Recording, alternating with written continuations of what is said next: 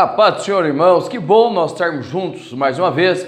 E nós estamos aqui, na nossa escola bíblica dominical, certo? No nosso quarto trimestre, nós estamos aqui para estudar e aprender, junto com a palavra de Deus, quem era Jó. Esta é a nossa segunda lição desse quarto trimestre. E esta é uma lição muito importante, por quê? Porque nós vamos biblicamente compreender e aprender quem é esta figura por nome de Jó, que ela é tão emblemática, ela é tão icônica dentro da nossa cultura evangélica, a nossa cultura bíblica, tá? Então fique conosco que nós iremos responder para você quem era Jó, ok? Vamos lá? O nosso texto áureo, ele se encontra em Jó capítulo 1, versículo 1, e ele vai dizer bem assim: havia um homem na terra de Uz, cujo nome era Jó. Este era homem sincero, reto e temente a Deus e se desviava do mal, ok? Eu quero que você frise aí no seu texto áureo, para você poder falar com os teus alunos. Quero que você frise as 3 primeiras palavras. Havia um homem. Veja bem, este havia está dando clareza que existia um homem, certo? Um homem viveu na terra de Uz, um homem, tá? Quando nós falamos disso, nós vamos compreender que Jó para Deus é muito mais do que simplesmente uma pessoa. Jó, ele é um ícone, certo? Ele é o que o Senhor desejava para Adão e para todos os homens, tá? Vamos continuar, a gente já volta nesse ponto. A verdade prática diz assim: quem zela por um caráter irrepreensível obtém bom testemunho acerca da sua integridade. Então nós vamos ver em todo o livro de Jó que a sua integridade, a sua inteireza de caráter, ela é mostrada por Deus e também por referências que Jó vai fazendo do seu cotidiano. Então o caráter de Jó, a integralidade de Jó, a integridade de Jó, eles são demonstrados de tal maneira que nós somos conduzidos, nós somos indicados, nós somos orientados a seguir o seu exemplo. Então o que Jó representa para Deus?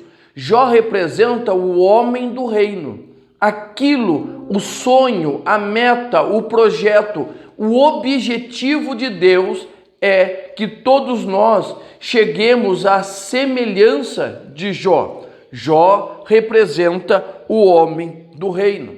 E eu vou deixar uma posição bem clara minha a respeito de Jó e também do nosso tempo. Existem, irmãos, muitos homens do sexo masculino, tá? Mas poucos homens do reino. Jó representa os homens do reino, certo? Os homens que vivem a cultura do reino de Deus. Então, nesta lição, nós iremos falar de um homem do reino.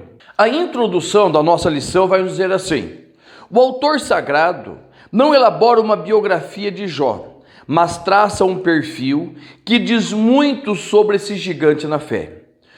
Jó foi um homem diferente, não em natureza, pois ele era igual aos demais da sua época. Todavia, foi sem dúvida distinto na espiritualidade. Ele foi um homem que não apenas possuía bens materiais e uma família sólida, mas mantinha profunda comunhão com Deus.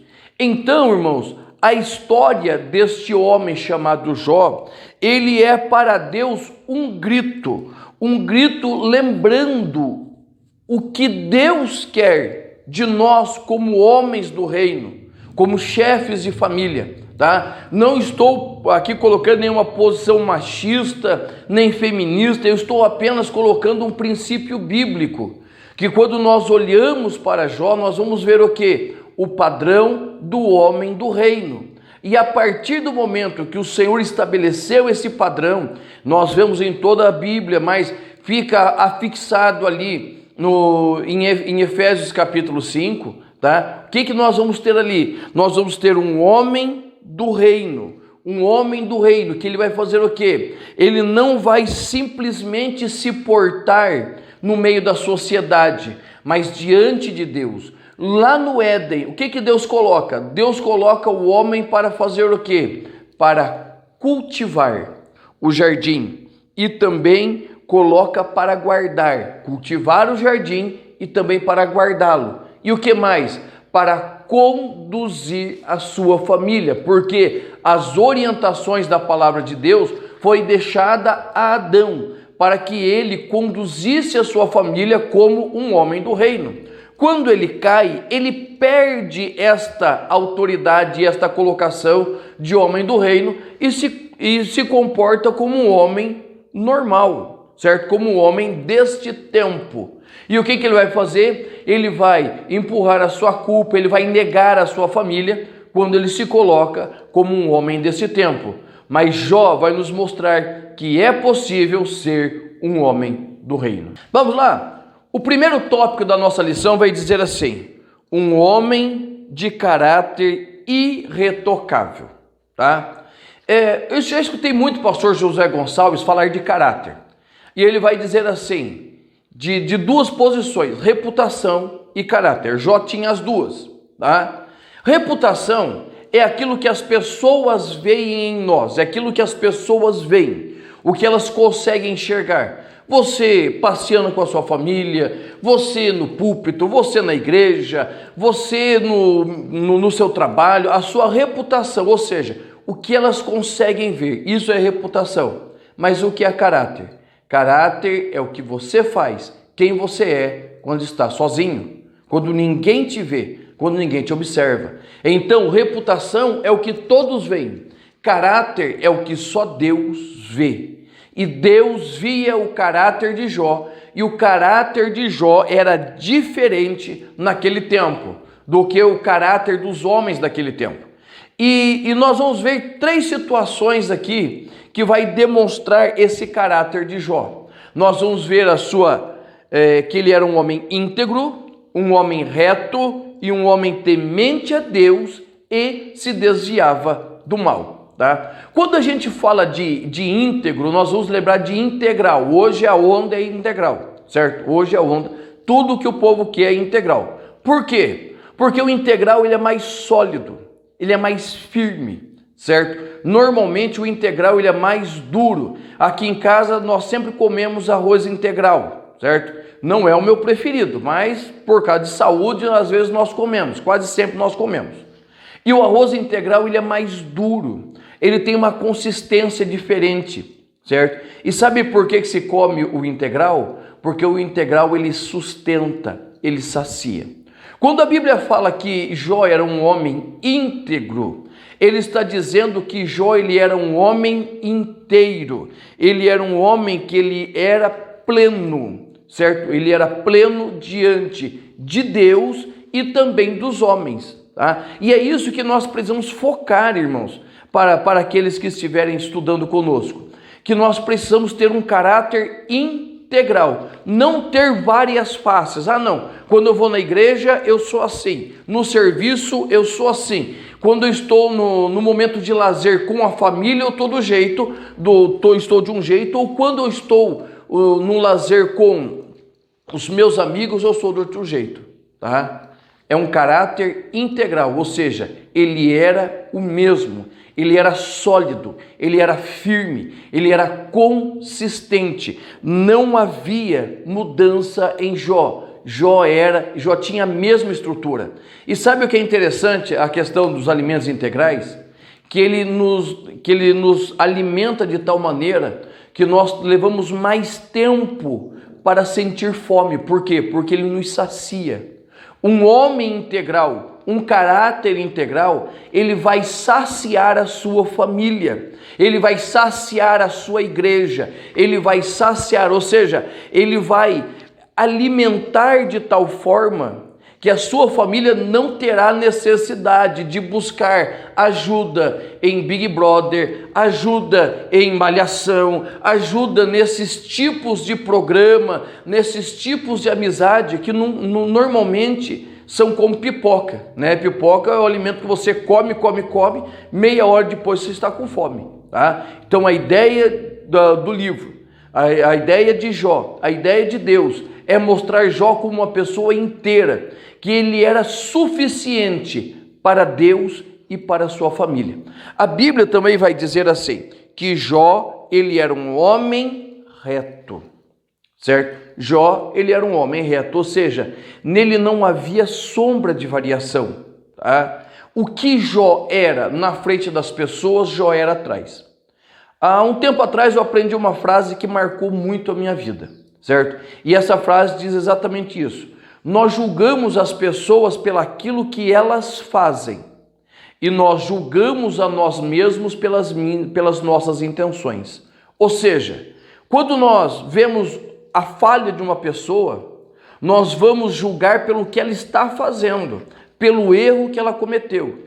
E quando nós erramos, o que nós fazemos? Nós sempre temos, eu errei, mas eu queria acertar. Nossa, deu errado, mas eu fiz tudo para dar certo. Ou seja, nós julgamos os outros pelos fatos, pelos erros que eles cometeram. E nós julgamos simplesmente pelo aquilo que nós queríamos fazer, tá? Eu queria ser mais fiel, mas não deu certo. Eu queria ser dizimista, mas não deu certo.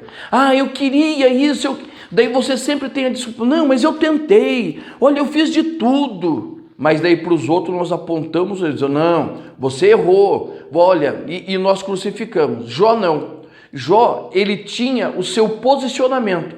Nós vamos ver que Jó, ele era um homem de respeito na sociedade, mas ele também era um homem de respeito dentro de casa. Ele era um homem que era ouvido pela sociedade, mas ele era um homem que era ouvido dentro de casa. Por quê? Porque lá fora é fácil você ser ouvido. Lá fora é fácil as pessoas, ouvirem você, porque não te conhecem. Agora eu quero ver dentro de casa, tá? Essa é a história de Jó. Jó era um homem reto. E o que fazia Jó ser um homem reto? O seu temor a Deus. Irmãos, a Bíblia vai deixar bem claro que o temor a Deus é o princípio da sabedoria. A Bíblia vai deixar bem claro que o temor a Deus traz prolongamento de vida, traz sinceridade no coração. Então, por que Jó se desviava do mal? Porque Jó sabia que tudo que ele tinha adivinha de Deus, certo? E Deus, ele zela pelo que é seu. Então, Jó, ele era um homem inteiro, ele era um homem reto, e tudo isso por quê? Porque ele tinha temor a Deus. O temor que Jó tinha não era medo de Deus, certo? Muitos têm medo de Deus, têm medo de ir para o inferno. Nós não, nós precisamos ter respeito, amor incondicional, ter aquela devoção a Deus que faz o quê? Que nós nos afastemos do mal. Então, esse é o tópico 1, certo? Vamos para o tópico 2? No tópico de número 2, nós vamos ter o seguinte tema: um homem sábio e próspero, certo? Sabedoria e prosperidade é o tema do tópico 2, ok? E o subtópico 1 diz, um conselheiro sábio. Irmãos, a sabedoria, ela não vem com a idade, certo? Não vem com a idade. Nós temos essa péssima ideia de que só porque uma pessoa é anciã ela é sábia. Muitas vezes não, certo? E principalmente nesses últimos tempos, nós estamos tendo aí uma onda de anciãos imaturos. Quando vem a sabedoria? A sabedoria, ela vem com a maturidade. E o que é a maturidade? Maturidade é o ato de se desenvolver, não somente física, mas também emocional e psiquicamente. Tá? A sabedoria, ela vem neste processo desse amadurecimento.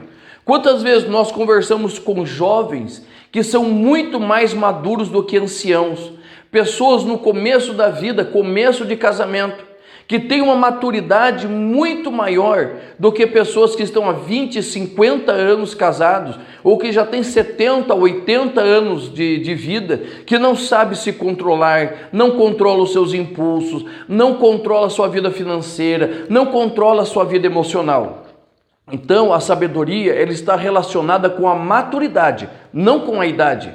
Nós incorremos muito no erro de acharmos que só porque uma pessoa é anciã, ela é uma pessoa madura, ou ela sendo muito jovem, ela é imatura. Logicamente que com o nosso crescimento, nós vamos levando aquelas esfoladas da vida e nós vamos crescendo, mas a maturidade tem muito mais a ver, irmãos, com nós nos deixarmos ser trabalhados por Deus e crescermos da vontade dele, do que simplesmente na nossa idade física e cronológica.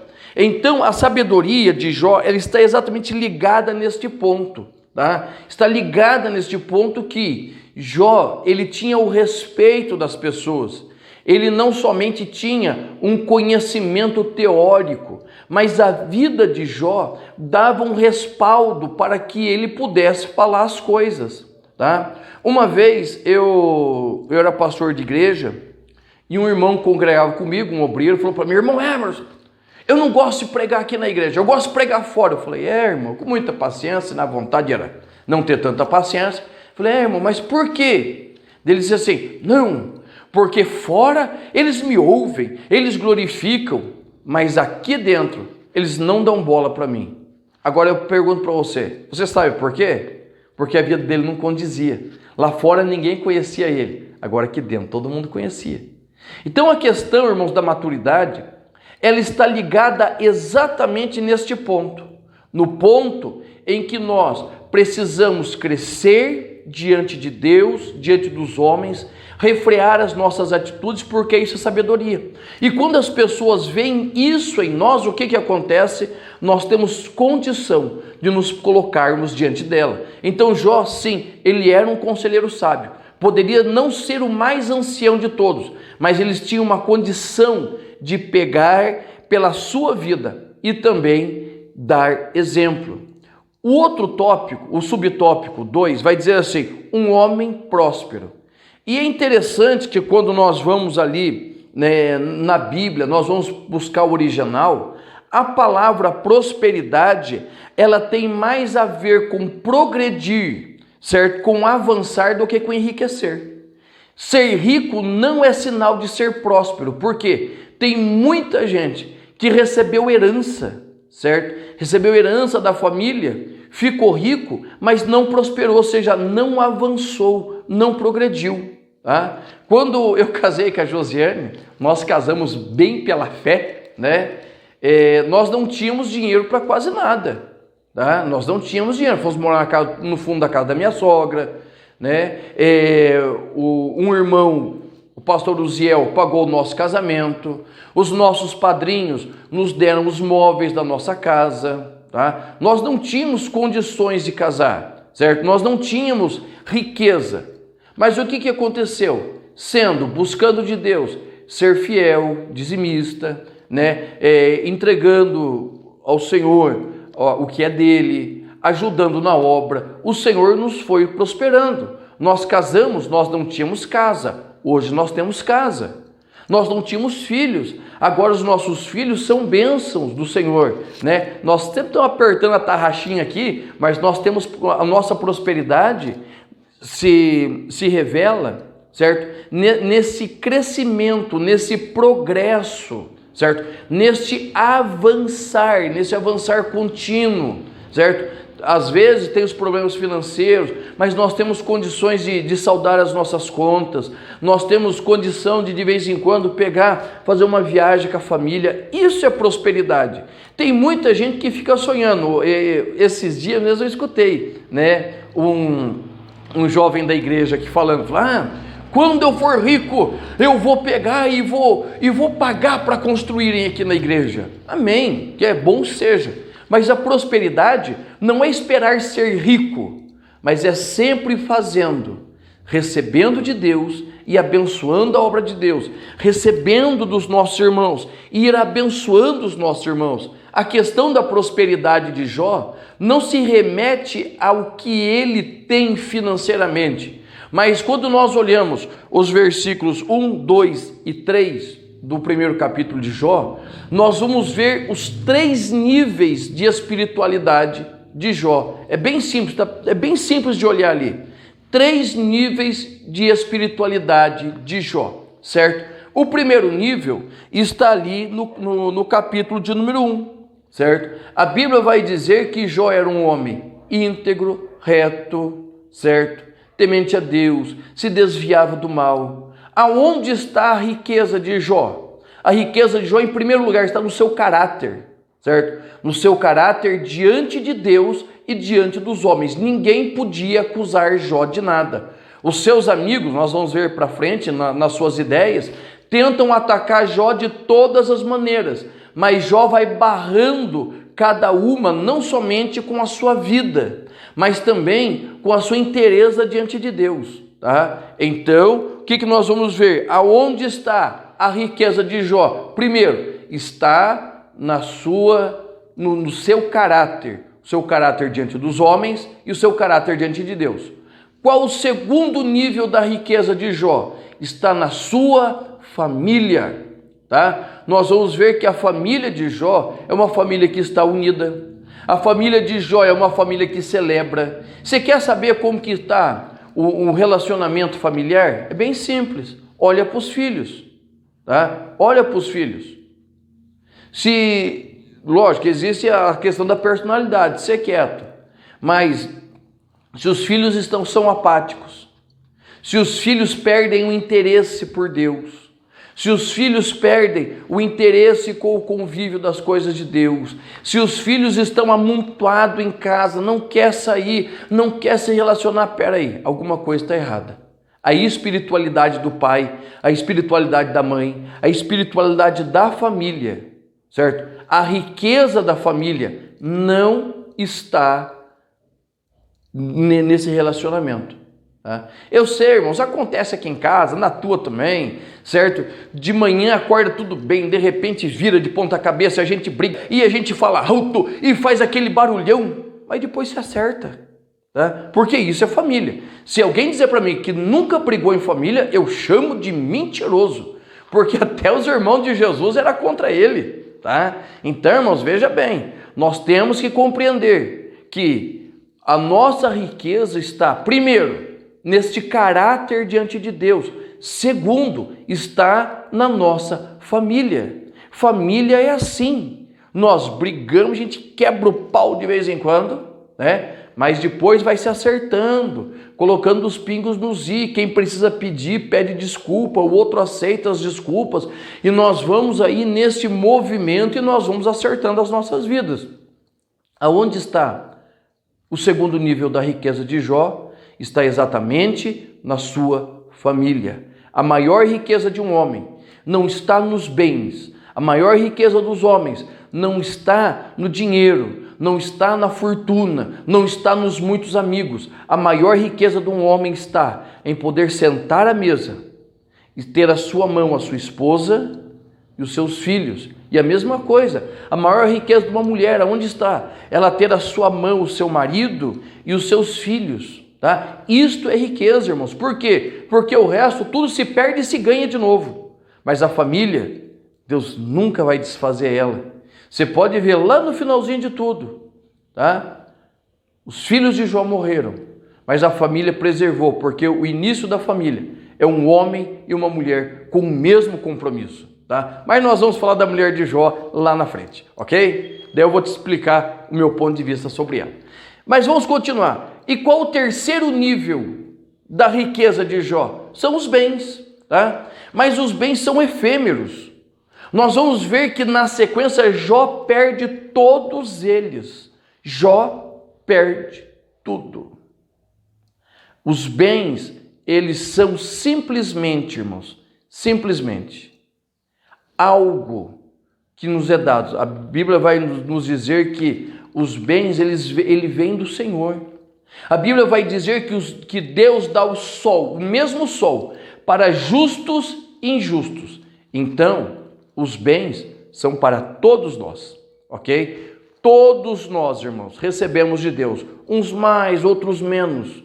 Nós vemos na parábola dos talentos, todos receberam, segundo a capacidade de cada um, tá? De administrar e de cuidar. Então, os 3 níveis da riqueza de Jó, caráter e família, ele nunca perdeu. Mesmo quando os filhos morreram, ele permaneceu unido à sua esposa, nesse relacionamento indestrutível que é o casamento, tá? E o 3º nível é os bens. Os bens são efêmeros. Se você tiver a sua família, você tem tudo, né? Nessa vivência minha de pastor, nós já mudamos muito, certo? Muitas mudanças, muda para lá, os móveis se acabam, dinheiro acaba.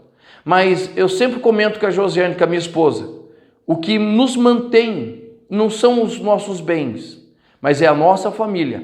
Aonde a minha família está, aonde a minha esposa e meus filhos estão, é a minha casa e a minha família está junto, ok? Então, os 3 níveis da riqueza de Jó, a prosperidade de Jó está em 3 níveis: caráter, família e bens, ok? Vamos lá para o nosso 3º e último tópico. E nós continuamos respondendo: quem era Jó? E o comentarista da nossa lição vai dizer assim: um homem de profunda piedade pessoal. Tá? Um homem de profunda piedade pessoal. Ele era um homem que se preocupava com tudo aquilo que estava à sua volta, do cuidado, da atenção daqueles que estavam com ele. Então, quando nós olhamos para Jó, nós vemos muito mais do que simplesmente um homem. Nós vemos um homem que tinha empatia. Ele se colocava no lugar do outro, certo? Nós vamos ver ele orando pelos seus filhos, nós vamos ver ele orando pelos seus amigos que lhe importunavam. Nós vamos ver no capítulo 29 que ele é um homem que se coloca no meio da sociedade para ajudá-la. Por quê? Porque ele era um homem de moral, um homem de piedade. Eu vou ler para você Jó capítulo 29, versículos de 7 a 12, e você vai compreender a piedade desse homem. Veja bem, Jó capítulo 29, versículo 7. Quando saía para a porta da cidade e à praça, fazia preparar a minha cadeira. Os moços me viam e se escondiam, os idosos se levantavam e punham-se em pé. Os príncipes continham as suas palavras e punham a mão sobre a boca. A voz dos chefes se escondia e a língua se pegava ao paladar. Ouvindo-me algum ouvido, me tinha por bem-aventurado. Vendo-me algum olho, dava testemunho de mim. Porque eu livrava o miserável que clamava, como também o órfão que não tinha quem socorresse. Então Jó, ele era um homem de piedade pessoal. Ele era um homem que não somente atendia os seus, mas ele atendia a sociedade como um todo. Tá? Ele não era aquela pessoa que você precisava pedir, ele tinha voluntariedade. Nós vemos que ele vai dizer que ele socorria o necessitado, o órfão. Ele atendia aqueles que careciam. Então, quando nós olhamos para Jó, nós vemos essa piedade e essa inteireza moral. Tá? E isso vai nos levar para o último ponto do tópico 3. Um homem de vida consagrada. Tá? Jó, nós já falamos na lição passada, Jó, ele faz parte de um período chamado período patriarcal, aonde o patriarca, o chefe da família, ele apresentava diante de Deus orações, súplicas. Mas o que nós vamos ver? Que Jó, ele era o sacerdote da sua família, o sacerdote da sua casa. O que isso quer dizer? Ele se colocava entre Deus e a sua família. Tá? Ele era aquele que apresentava diante de Deus as necessidades dos seus filhos, da sua esposa. Ele era aquele que intercedia pela sua família. E ele era também aquele que conduzia a sua família no temor do Senhor. Irmãos, eu sei que os nossos filhos vão crescendo, a minha filha já tem 17, o meu filho tem 12, e nós vamos, de certa maneira, nós vamos perdendo o nosso total controle sobre eles, tá? Porque eles vão criando as suas ideias, mas o tempo que nós temos eles em casa, certo? O tempo que nós podemos, nós precisamos levá-los a Cristo, fazer que eles não somente queiram seguir a igreja do pai ou a igreja da mãe, mas que eles venham ter um conhecimento pleno de Deus. Para quê? Para que quando eles saírem do nosso colo, saírem dos nossos olhos, dos nossos cuidados, mesmo que nós continuemos preocupados, que nós continuemos orando, mas que a nossa influência como sacerdotes de casa, ele alcance a nossa família e leve a nossa família, aqueles que vão formar as suas famílias, tá? A ter a mesma integridade e moral que nós aprendemos. E quando Jó, ele se coloca como sacerdote da sua família, o que ele está fazendo? Ele está preparando a sua casa, ele está preparando a sua família para quê? Para enfrentar as adversidades que vêm. Tá? Veja bem, o que a Bíblia diz? Que ele sacrificava porque talvez eles em algum momento, em algum ponto tivessem ofendido a Deus ou se afastado de Deus aonde? No coração. Tá? A preocupação de Jó na santificação da sua família deve ser a minha preocupação e a sua preocupação. Nós precisamos nos preocupar com os nossos, sacrificar pelos nossos. Só que não é somente sacrificar, mas é ensiná-los a servir a Deus com inteireza de coração. Essa é a ideia de Jó. Quando ele vai sacrificar, ele está ensinando os seus filhos. Lembra de Abraão? Ele está subindo com Isaac o Monte Moriá. Ele está subindo. E o que vai acontecer? Isaac vai perguntar: pai, aqui nós temos lenha, nós temos cutelo, nós temos fogo, mas nós não temos o que oferecer. Prestou atenção? Isaac conhecia, Isaac sabia o que era sacrificar. Jó sacrificava, ensinava os seus filhos. Ele era o sacerdote do lar. Ele se colocava diante de Deus e diante da sua família. Ele apresentava a sua família diante de Deus e trazia as palavras de Deus para a sua família. Então, irmãos, Jó era o sacerdote da sua casa, ok? Para nós encerrarmos, irmãos, só colocar 3 considerações aqui. Primeiro, Jó representa o ideal de Deus, certo? O ideal do homem do reino. Jó é o homem ideal, certo? Não é perfeito? Não, mas ele é o ideal. Segundo ponto, a Bíblia não vai dizer que ele era perfeito, mas nós vamos entender que ele está sendo aperfeiçoado, ele está crescendo diante de Deus, ou seja, nós precisamos crescer como homens do reino. Deus, ele não está procurando, irmãos, homens, ele está procurando homens ensináveis. Homem tem muito por aí, certo? Que sabe tudo, sabe chão.